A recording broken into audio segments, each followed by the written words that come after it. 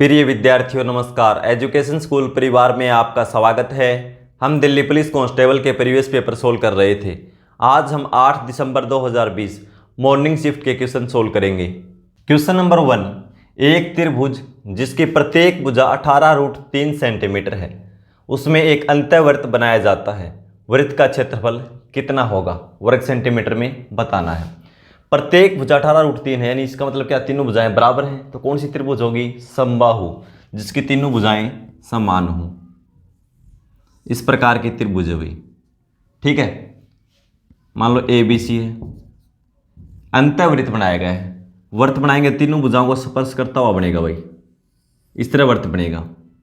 तो हमें इसका क्षेत्रफल निकालना, तो उसके लिए क्या चाहिए, इसकी त्रिज्या, रेडियस यानी R। इस पे दो क्वेश्चन पूछे जाते हैं, एक तो अंतःवृत्त का, एक बाह्यवृत्त भी बनता है इस पे, ठीक है। तो देखो एक ये भी बनता है बाहर से स्पर्श करता हुआ, तभी इसका पूछ लेते हैं, क्षेत्रफल इसका ही पूछ लेते हैं। कभी इस भाग का ही पूछ लेते हैं जो बाहर है, लेकिन हमें पता होना चाहिए। त्रिज्या निकाल लेंगे तो आसानी से हल हो जाएगा, कोई दिक्कत नहीं है। तो त्रिज्या कैसे निकालते हैं, देखो अंतःवृत्त की त्रिज्या निकालना हमें, अंतःवृत्त की त्रिज्या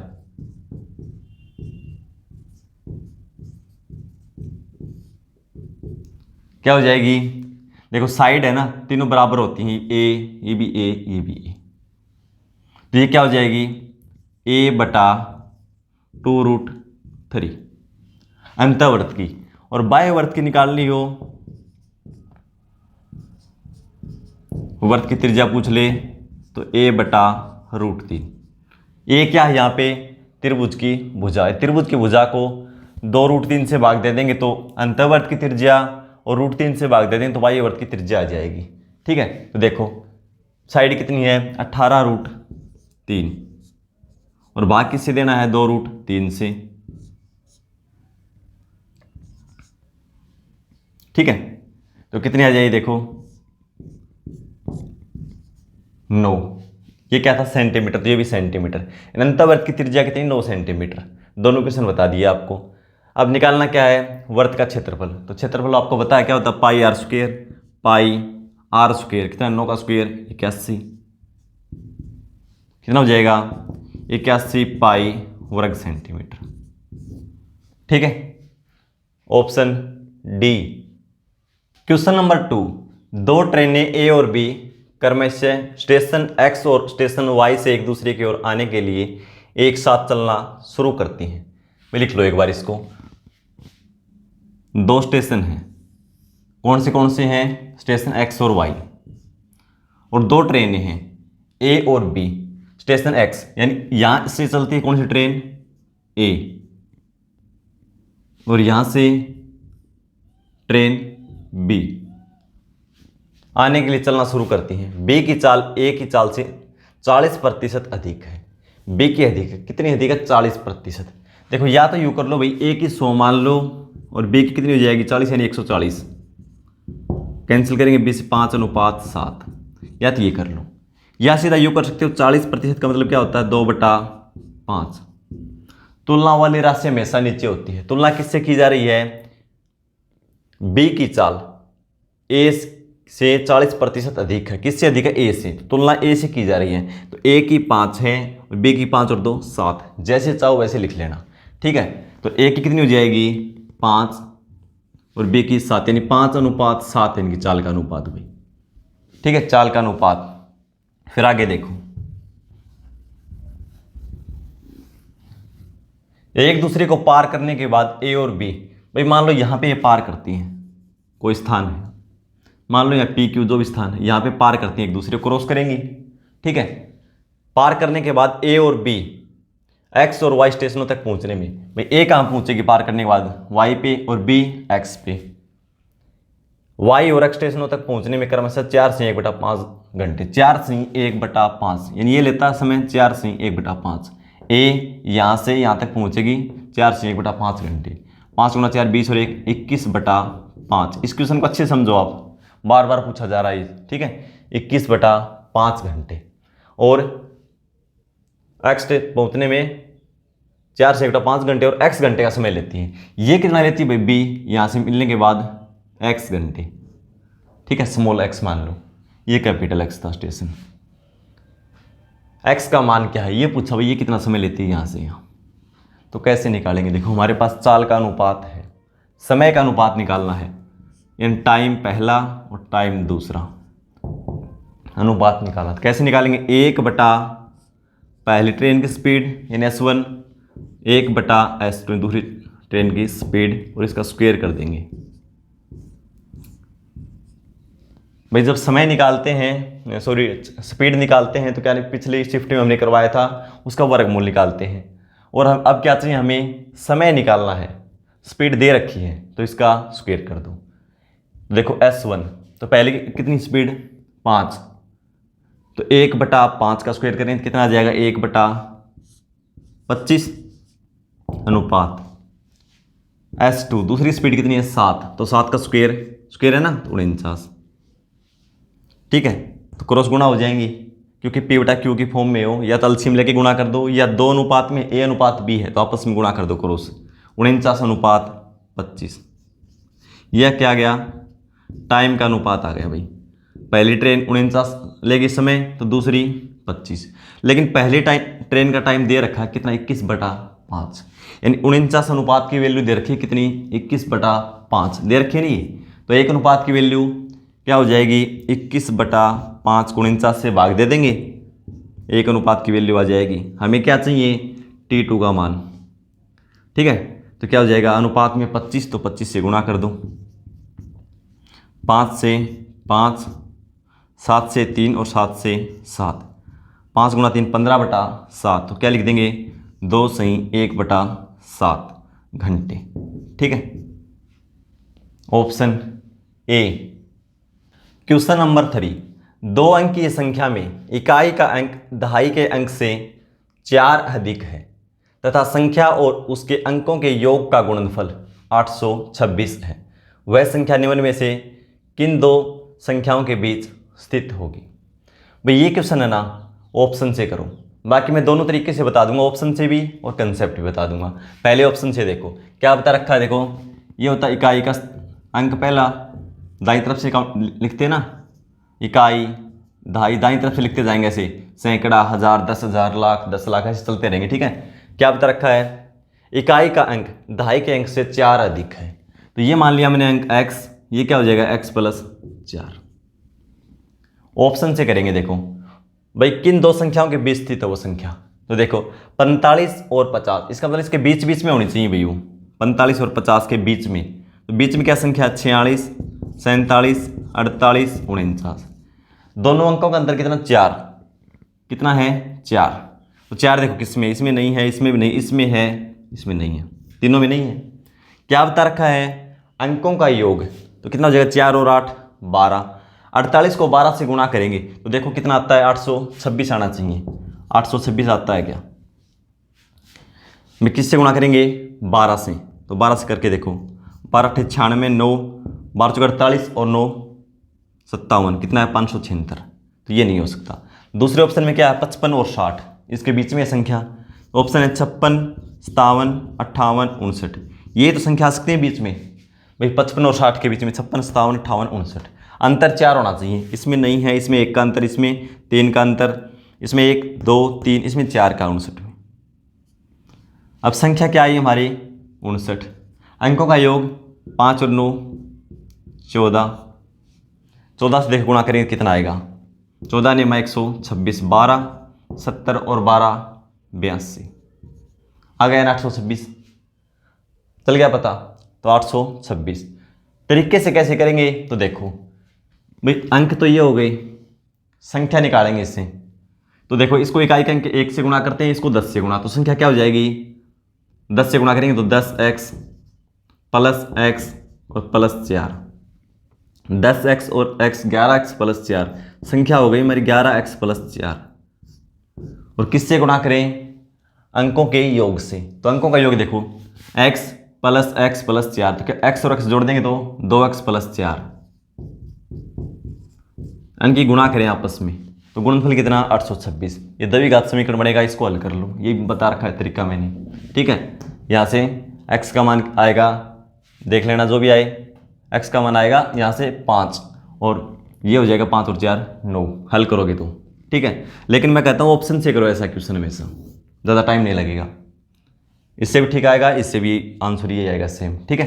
तो ऑप्शन हमारा बी हो जाएगा, क्योंकि 59 आया है, 59 किसके बीच में होगा, 55 और 60 के बीच में, ऑप्शन बी। क्वेश्चन नंबर 4, 30 व्यक्ति प्रतिदिन 8 घंटे काम करते हुए किसी काम को 28 दिन में पूरा कर सकते हैं। उसी काम को प्रतिदिन 10 से 1 2 घंटे काम करते हुए 20 दिन में पूरा करने के लिए कितने व्यक्तियों की आवश्यकता होगी। मैं देखो MDH यानी M1D1H1 बटा W1 बराबर M2D2H2 बटा W2। M का मतलब है मैन यानी व्यक्ति, हो सकता है कोई गाय, कुछ भी दे रखा हो इस तरह का कुछ, ठीक है। D का मतलब डेज, H का मतलब आवर, W का मतलब वर्क, भाई एक काम हो सकता है उसका आधा काम, 1/3 काम, मजदूरी हो भाई, इतने पैसे कमाते वो भी नीचे लिखे जाएंगे, ठीक है। या इतने खिलौने तैयार करते हैं, या गायें 10 बोरे घास खा जाती हैं, वही चीज़ नीचे लिखे जाएंगी, ठीक है। तो क्या बता रखा है देखो, 30 व्यक्ति, अमूमन का मान है 30, प्रतिदिन 8 घंटे काम करते हुए, H1 का मतलब है 8, मान 8 दे रखा है, किसी काम को 28 दिन में, D1 का मान 28, तो सभी की गुणा कर दो, किसी काम को यानी काम एक है, ठीक है, बराबर उसी काम को प्रतिदिन 10 से 1/2 घंटे काम करते हुए, H2 का मान दे रखा है 10 से 1/2 यानी 10 गुणा 2 20 और 1 21/2, 20 दिनों में। D2 का मान है 20, कितने व्यक्तियों की आवश्यकता होगी, यानी M2 का मान हमें निकालना है। इसको हल कर दो, देखो 0 से 0 कैंसिल हो जाएगी, 2 से कैंसिल, 2 को कर दो, 7 से 3, 7 से 4, 3 से 3, इधर क्या बचा M2, और इधर 8 गुणा 4 32, यानी 32 दिन में कर देंगे भाई, ठीक है, option A. Question number 5, 4 meter आंतरिक त्रिज्या वाला एक 6 से 1/2 मीटर गहरा कुआं खोदा गया। इसके खुदाई से निकली मिट्टी को 5 मीटर चौड़ा एक तटबंध बनाने के लिए समान रूप से फैलाया जाता है। तटबंध की ऊंचाई मीटर में कितनी होगी। ये कुआं खोदा गया है, ये मान लो कुआं है। कुआं कैसा होता है, बेलनाकार, ठीक है। और क्या बता रखा है इसमें, आंतरिक त्रिज्या 4 मीटर, ये कितनी, स्मॉल आर मान लेंगे इसको 4 मीटर, ठीक है। इसके खुदाई से निकली मिट्टी को 5 मीटर चौड़ा तटबंध बनाने के लिए समान रूप से फैलाया गया। इसके बाहर के फैलाया गया, अभी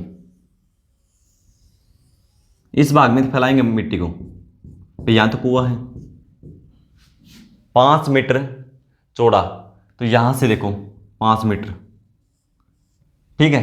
तो टोटल यहां से कितना हो जाएगा, ये 5 है और ये 4 है, टोटल कितना हो जाएगा 9 मीटर, यानी कैपिटल आर हो जाएगी 9 मीटर, ठीक है। इस साइड लिख लो 9 मीटर। स्मॉल आर है, आंतरिक त्रिज्या 4 मीटर और बाह्य त्रिज्या 9 मीटर। तो क्या करेंगे, अब पहले जो कुएं से मिट्टी निकली है उसका आयतन निकालेंगे। कुआं कैसा होता है भाई, सिलेंडर यानी बेलनाकार, ठीक है। तो बेलन का आयतन, ठीक है। तो क्या हो जाएगा, पाई आर स्क्वायर एच, तो आर कितनी है 4, 4 का स्क्वायर करेंगे 16 और गुणा में एच, ठीक है। पाई आर स्क्वायर यानी 4 का स्क्वायर 16 गुणा में एच, क्या आ जाएगा बेलन का आयतन, यानी जो कुएं से मिट्टी निकली है उसका आयतन आ जाएगा ये, ठीक है। तो कितना हो जाएगा, पाई आर स्क्वायर एच, एच का मान कितना दे रखा भाई 6 से 1/2 मीटर दे रखा है एच का मान, यानी कुआं गहरा कितना है 6 से 1/2 मीटर, 6 गुणा 2 12 और 1 13/2 मीटर, ठीक है। 2 से कैंसिल करेंगे 8 बार में, 13 गुणा 8 104 पाई मीटर था, तो ये क्या हो जाएगा घन मीटर, ये उसका आयतन है। पाई को एक बार सोल्व मत करो, ऐसे ही रखो क्योंकि हमें बार बार जरूरत पड़ेगी, या 22/7 लिखते रहोगे आप, पूरा पूरा कैंसिल होगा नहीं, कैलकुलेशन मुश्किल होती जाएगी, इसलिए पाई को पाई रखो, ठीक है। ये कुएं से निकली मिट्टी का आयतन है, ठीक है। अब जो ये तटबंध है जो बाहर के बनाया गया है इसका आयतन निकाल लेंगे। ये भी बेलनाकार होगा, और कैसा बेलनाकार, खोखला बेलन का आयतन निकालना होगा, क्योंकि अंदर से तो कुआं है ना भाई, मिट्टी तो बाहर के फैलाई गई है। तो क्या हो जाएगा इसका आयतन, pi capital R square minus small R square into H.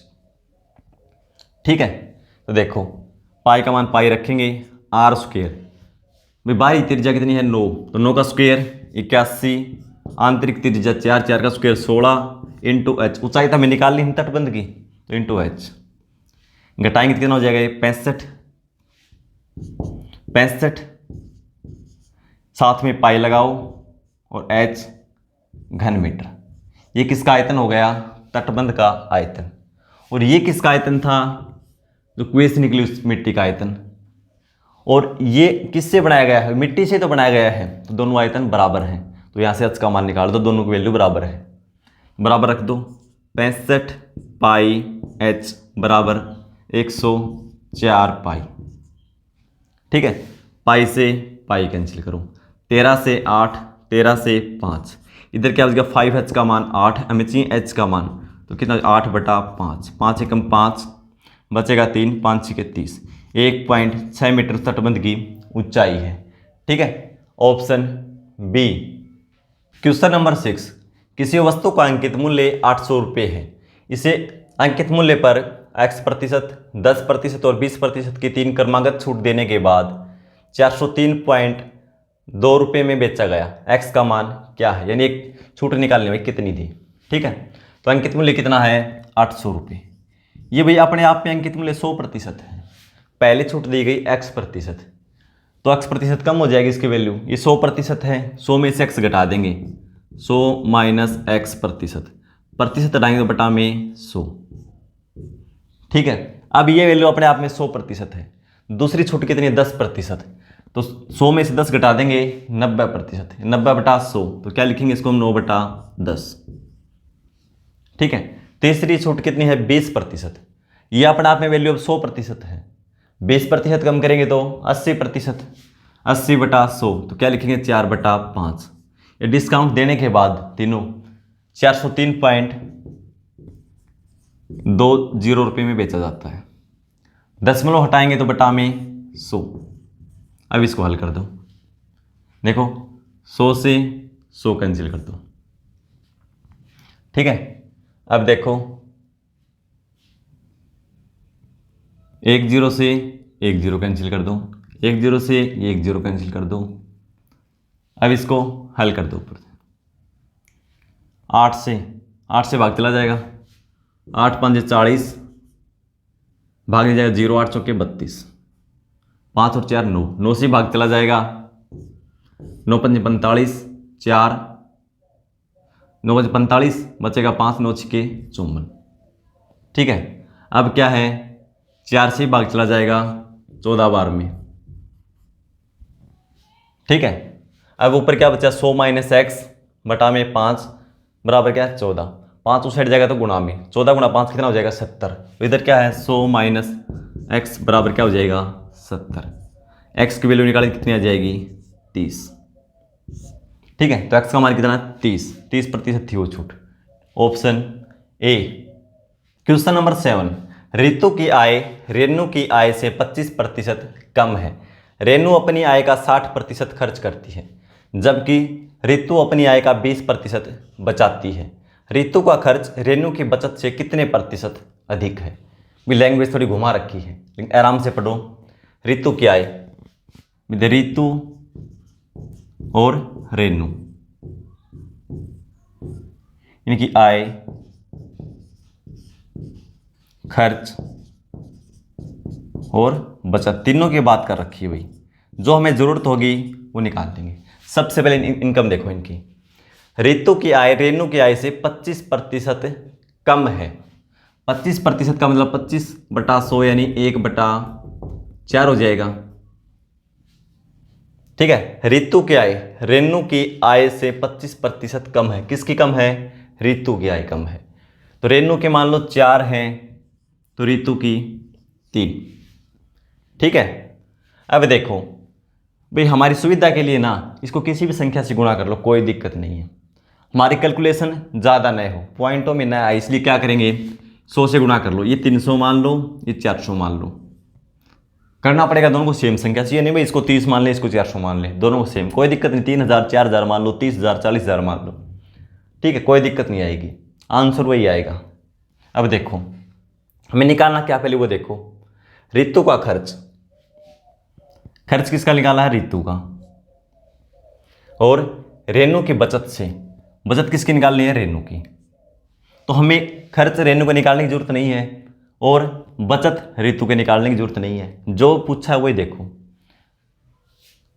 Renu अपनी आय का 60% खर्च करती है, रेनू अपनी आय का 60% खर्च करती है। कौन खर्च करती है, रेनू। और रेनू की चाहिए क्या, हमें बचत।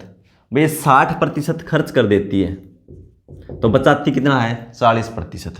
तो 400 का 40% निकाल दो, हमें तो बचत चाहिए ना 40%। कितना आ जाएगा, 160 रुपये बचाती है वो, यदि इनकम उसकी 400 है तो, ठीक है। और क्या बोला है, जबकि रितु अपनी आय का 20% बचाती है, लेकिन चाहिए क्या उसका, हमें खर्च।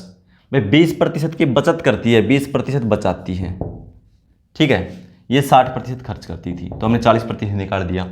बचत 20% है तो खर्च कितना है, 80%। तो 300 का 80% निकाल दो, कितना आ जाएगा, 240। यानी रितु 240 रुपये बचाती है, खर्च करती है, रेनू 160 रुपये बचत करती है। पूछा क्या हुआ देखो लास्ट में, अब रितु का खर्च कितना है, 240 और इसकी बचत 160। रितु का खर्च रेनू की बचत से कितने प्रतिशत अधिक है। पहले तो देखो अधिक कितना है, 80 अधिक है, ठीक है। किससे पूछा, देखो रितु का खर्च रेनू की बचत से तुलना की जा रही है भाई। तो बचत कितनी है, 160। तो तुलना वाली राशि हमेशा नीचे, गलती से ये मत लिख देना, जिससे तुलना की जा रही वो राशि हमेशा नीचे आएगी, क्यों गलती आप यही करोगे। देखो रेनू की बचत से तुलना किससे की जा रही है, रेनू की बचत से, तो बचत कितनी 160, तुलना वाली राशि नीचे, प्रतिशत के लिए गुणा में 100, 80 से 2 बार में, 2 से 50, यानी 50%। कितने प्रतिशत अधिक है, 50%। Option A. Question number 8, x वह सबसे बड़ी संख्या है जिससे जब 903, 2003 और 1673 को विभाजित किया जाता है प्रत्येक स्थिति में शेषफल समान प्राप्त होता है, शेषफल कितना है। इसमें 3-4 टाइप के क्वेश्चन बनते हैं। हर टाइप के क्वेश्चन आपको बेसिक से करवा रखे हैं, प्लेलिस्ट में देख लेना, HCF और LCM के कम से कम मैंने 100+ क्वेश्चन करवा रखे हैं, उससे बाहर कोई भी क्वेश्चन नहीं जाएगा। आप एक बार देख लेना, हर टाइप का क्वेश्चन करवाया हुआ उसमें मैंने, ठीक है। तो देखो कैसे हल करते हैं इसको। 3 संख्याएं हैं, 2003, सबसे पहले बड़ी संख्या लेंगे, उसमें से दूसरे नंबर की संख्या को घटाएंगे, कितनी है, 1673। फिर सबसे बड़ी संख्या लेंगे और सबसे छोटी संख्या घटाएंगे, कितनी है, 903। फिर दूसरे नंबर की संख्या लेंगे, कितनी, 1673, उसमें से सबसे छोटी संख्या कितनी है, 903, ये घटाएंगे और जो भी अंतर आएगा उसका HCF निकाल दो, x का मान आ जाएगा। लेकिन x का मान नहीं पूछा शेषफल है, ध्यान रखना इस बात का, ठीक है। तो अंतर करो, इसका कितना आएगा, देखो 0, 3, 3, ठीक है, 330। इसमें से घटाएंगे, 3 घटाएंगे तो 2000 बचेगा, और 900 घटाएंगे कितना आ जाएगा, 1100। कितना आएगा ना, 1100, ठीक है। फिर इसमें से घटाएंगे तो देखो 0, 7, 7। अब इन तीनों का 330, 1100 और 770 का HCF निकालना है हमें। तो क्या करेंगे, देखो 10 सभी में कॉमन है ना, तो क्या करो, 10 गुणा 33, इसको मैं लिख सकता हूँ 10 गुणा 33, इसको 10 गुणा 110 और इसको 10 गुणा 77। HCF निकालना आसान हो जाएगा भाई। 10 तो आएगा ही आएगा, सभी में कॉमन है 10। उन तीनों में कॉमन क्या है, देखो 33, 110, 73, तीनों 11 के टेबल में आता है ना, 3 बार में, 7 बार में, 10 बार में। इसके अलावा कुछ कॉमन नहीं है इसमें, क्योंकि इसमें 11 और 3 है, इसमें 3 नहीं है, इसमें 7 है तो 7 इनमें नहीं है, ठीक है। तो यहाँ से क्या कॉमन है, 11। तो HCF कितना आ गया, 110, ठीक है। अच्छा, x का मान 110 आ गया, लेकिन x का मान नहीं चाहिए, शेषफल पूछा है। तो शेषफल कैसे निकालेंगे? कौन सी भी एक संख्या ले लो, उसको 110 से भाग करके देख लो। तो छोटी संख्या ले लो, तो भाग करना आसान रहेगा। कौन सी भी ले लो, 903, 2003, 1073, किसी भी संख्या को भाग देकर देख लो आप, सेम शेषफल बचेगा। तो कितनी बार में जाएगा? 8 बार में 88, कितना बचेगा? 3, 2, शेषफल कितना बचेगा? 23। कौन सी भी संख्या को भाग देकर देख लो 110 से, 23 शेषफल आएगा। ठीक है, ऑप्शन ए। क्वेश्चन नंबर 9, एक निश्चित राशि 10% की वार्षिक ब्याज दर पर 4 वर्षों के लिए उधार दी गई है, जबकि ब्याज की गणना वार्षिक चक्रवृद्धि आधार पर होती है। तीसरे वर्ष का ब्याज दूसरे वर्ष के ब्याज से 242 रुपये अधिक है। 4 वर्ष बाद ब्याज कितना होगा? रुपयों के निकटतम मान में बताना है। इस क्वेश्चन को सोल्व करके आंसर कमेंट बॉक्स में लिखेंगे। मिलते हैं अगली क्लास में। धन्यवाद।